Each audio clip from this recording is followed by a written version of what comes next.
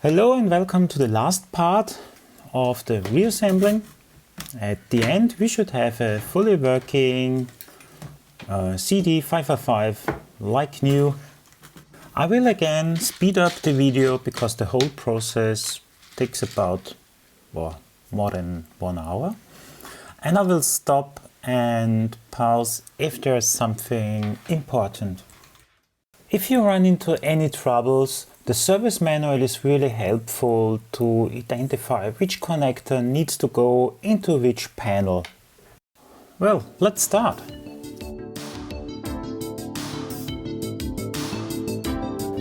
Again, I'm using alcohol to clean the panels.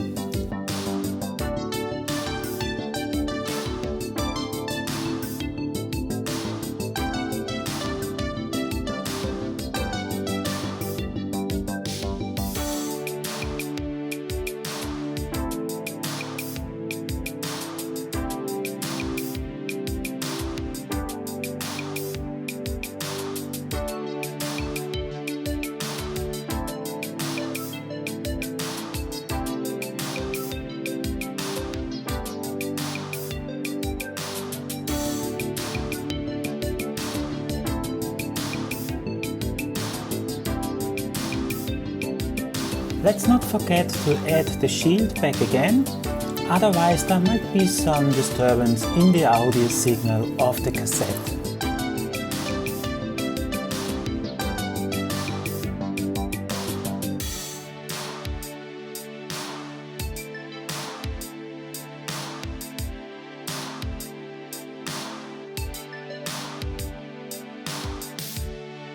To remount the buttons, it works best if you're using a small screwdriver and carefully squeeze the brackets.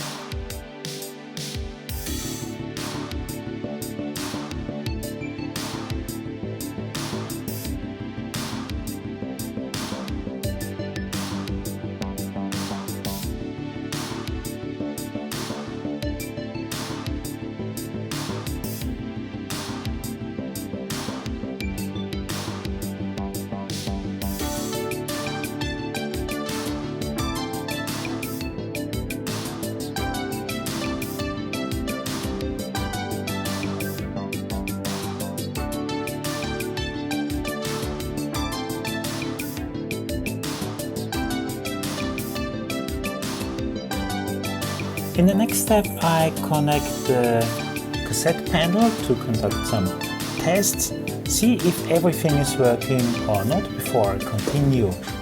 It is such a pain to disassemble everything again if something is not working.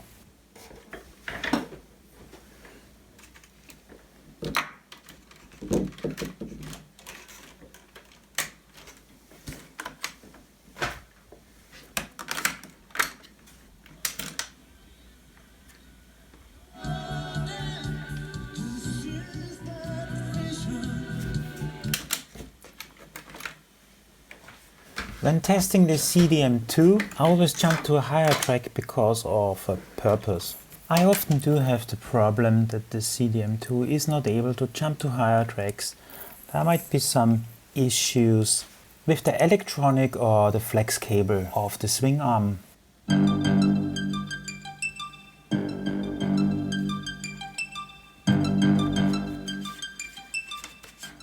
As you can see, I'm using other speakers from Philips here, but they're rubbish. They're not playing any high frequencies. The original speakers are way better.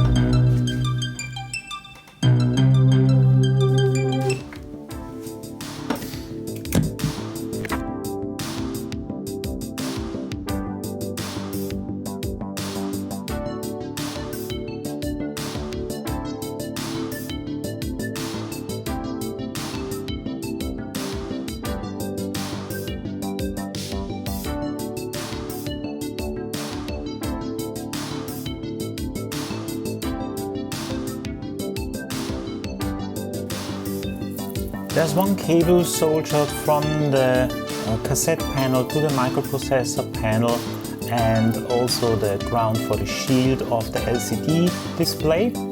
I replaced them with small connectors. This makes it easier if you have to dismantle the machine again.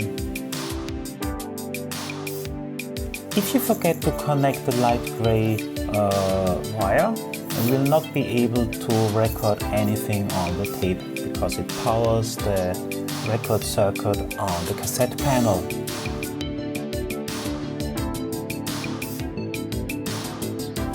When both parts are connected, test again if everything is working.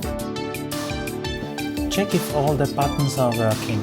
Maybe they're squeezed or cannot move freely, and you will hear there's a small issue.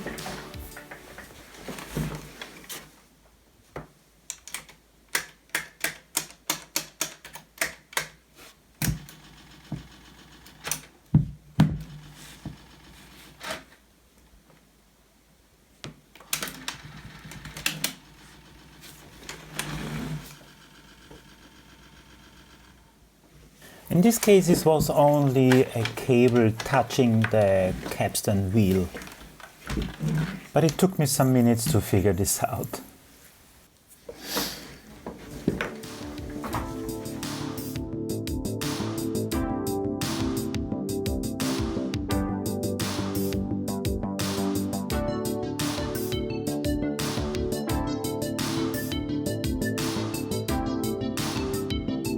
Here I'm going to set the offset of the OLED display of my tape counter.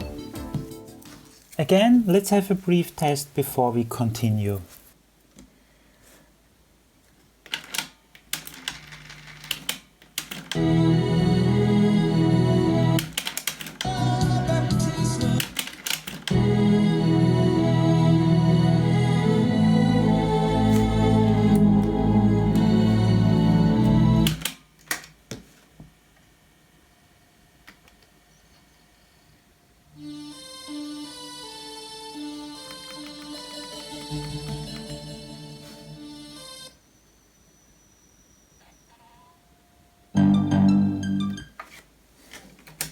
Splendid, let's continue.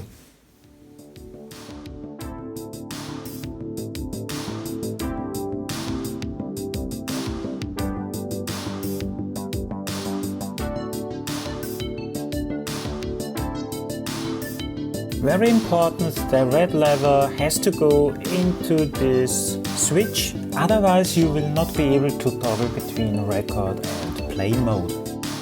Now let's have a look how to connect the string for the tuner. Turn the wheel anti-clockwise to its very end.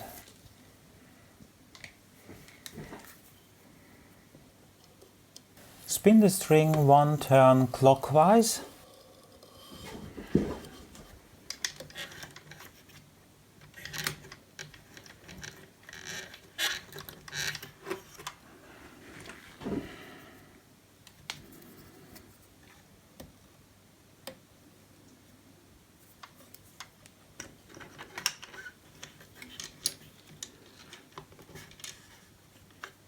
And spin it now 3 times around this axis.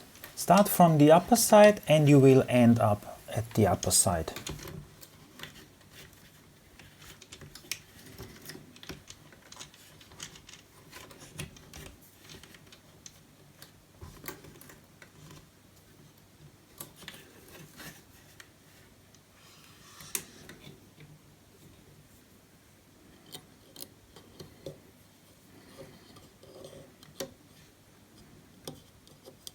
Put the spring into the notch first and then tighten it. I'm now tuning to a radio station which I know the frequency of to adjust the indicator. Do not forget to resolder the antenna connector, which I did. If you ask yourself why the hell is there a USB cable, well, that's the connector to my tape deck CPU, which I'm using for debugging and to upload a new firmware. I apply some thermal paste on the hot parts of the machine for better cooling. Last step before we are finished, the antenna.